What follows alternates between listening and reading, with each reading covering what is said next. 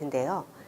한마디로 이 정책이라고 하는 영역은 거시적인 측면에서 사회에 등장하고 있는 다양한 문제들을 국가가 하나의 제도나 정책을 통해서 해결하는 방법을 의미합니다.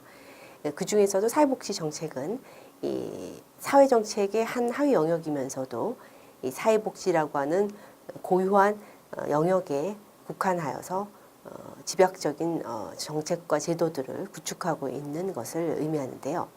오늘은 그러면 사회복지 정책이 어떤 정의를 통해서 구성되어지는지 이 정의를 먼저 살펴보도록 하겠습니다. 네, 사회복지 정책의 정의는 학자마다 서로 다른 정의들을 가지고 있습니다.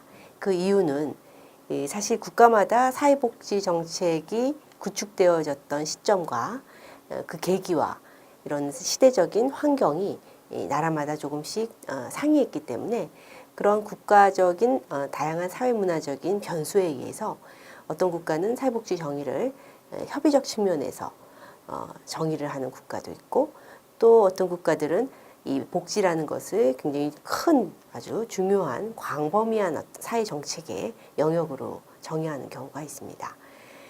그러나 보편적으로는 사회복지는 협의적인 정의에서부터 광의적인 정의로 발전하는 경향을 가지고 있습니다.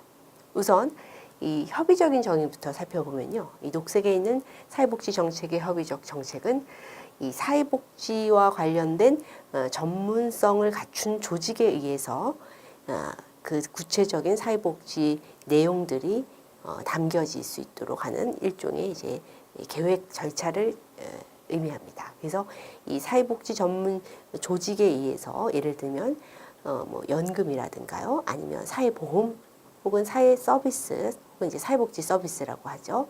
이런 다양한 사회복지 행정과 같은 이 사회복지와 관련돼 있는 전문 직종군에서 이 관련된 다양한 제도들을 구축하고 그 제도들에 입각하여서 프로그램들을 실행하는 그런 의미에서 이제 협의적인 개념을 정의하고 있고요.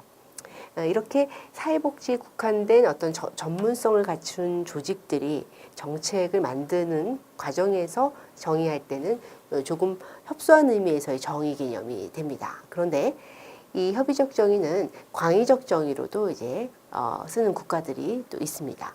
이 광의적 측면에서의 정의는 이 사회복지 정책을요, 일종의 그 사회의 어떤 문제를 해결하기 위한 이런 전문적인 조직에 의해서 구성된 일종의 사회 계획이 아니라 그 차원보다 훨씬 더 넓은 광범위한 이제 국가가 적극적으로 복지를 가장 중요한 국정 과제와 국가의 아젠다로 설정하는 경우죠. 이런 국가를 우리가 흔히 복지국가라고 합니다.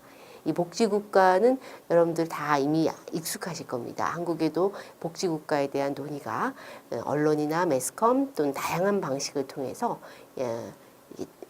이해할 수 있는 시간들이 많이 제시가 되었을 텐데요. 특히 여러분들이 알고 계시는 복지국가 어떤 국가들이 있으신가요?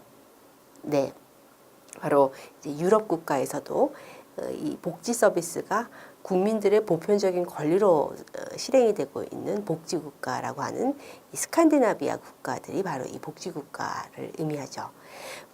이와 같이 이 복지 수준이 상당히 성장하고 발전한 나라들에서 이 사회복지 정책에 대한 정의는 협의적인 정의보다는 복지국가라는 전체의 틀이 이미 사회복지 정책을 구현하고 있는 하나의 국가적인 메커니즘이기 때문에 따로 사회복지 정책이 있는 것이 아니라 모든 사회 기반과 관련된 인프라와 제도들은 이 궁극적으로